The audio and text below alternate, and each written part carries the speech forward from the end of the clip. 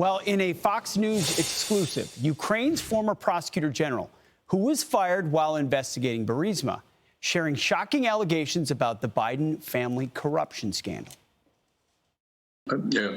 I have no doubt that there were illegal activities engaged in by Burisma. It continued to expand. And Zlochevsky, who at the time held the post of minister, started bringing in people who could provide protection for him. Hunter Biden was among them. And the corruption network expanded as a result. Here to react, Sunday morning futures anchor Maria Bartiromo. Maria, thanks for being here. And he also mentioned in that interview, no one's reached out to him. No one's trying to get to the bottom of what he might know, too. Yeah, well, you know, it's just extraordinary because, you know, Pete, this is the same exact bribery allegation that we heard from the FBI whistleblower who told us that the head of Burisma said $5 million to one Biden, $5 million to another Biden. So the allegations of bribery seem to be getting louder. The issue for the Republicans now is they need to identify that $5 million. They need to find the $5 million to prove to the American people that, in fact, there is bribery here and this is cause for impeachment. So that's what I think is going to take place in the coming weeks. I think you're going to have a new effort to get Joe Biden's credit card receipts, get Joe Biden and Biden family members' bank records, in fact, Joe Biden's bank records. An impeachment inquiry will give them more power to do so. So it's not for a lack of trying so far, and that James Comer and Jim Jordan, they're pushing and pushing, but you need more tools if you want to get that kind of stuff. You need more tools to convince some of these Republicans who still will not vote for an impeachment inquiry. The last time I spoke with members of the Oversight and Judiciary Committee, they told me right now they do not have the votes. It seems to me that Kevin McCarthy, the Speaker, has been speaking with members this entire recess about what they're hearing from their constituents. And that is the question. I'm speaking with the House Speaker today.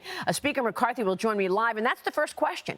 Do these allegations of bribery, do these bank records, this witness testimony, these suspicious activity reports, all 176 of them, does that raise to the occasion of it's time for digging in and an impeachment inquiry? So that's going to be my first question to the Speaker this morning. And right now, your sense is it is Republicans in bluer areas that are still reticent.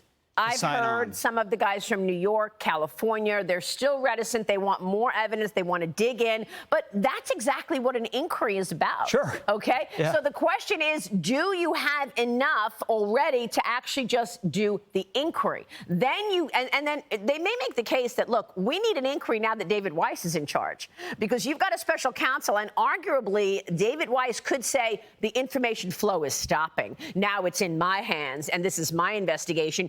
No more information flow to the Oversight Committee. If that's the case, then it becomes even more important to get that inquiry going. So I think it is likely we are going to get an impeachment inquiry in September. But don't forget, the Speaker of the House has other battles that he's fighting. The government runs out of money on September 30th. He's got to wrangle enough votes to get the appropriations bills finished so that he could actually have more leverage going into that September 30th funding deadline. So there's that. There's also what's going on in Hawaii, the death and devastation. I think Speaker McCarthy is going to launch an investigation into that as well. So we're talking about that. We're also talking about the debate. I've got a big lineup. Nikki Haley did well in the debate. She's getting positive remarks about her performance, and she's going to join us. Is it enough to take down Donald Trump in the general? We'll talk about that. And also, Michael McCall has an interesting angle on this whole Biden family scandal.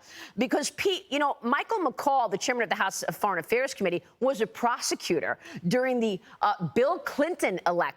And during the Bill Clinton election, he was investigating the Communist Party of China trying to interfere in the election, support Clinton in the White House. Is the Chinese Communist Party doing the same thing right now for Joe Biden? We're going to get into it. You got Tudor Dixon and Carrie Lake. Carrie Lake is calling on all of these candidates to drop your campaign. Get behind Donald Trump, given the fact that we are looking at arguably two systems of justice, two applications of the law. We'll be watching in exactly 22 minutes. Maria, thank you very much. Thank you.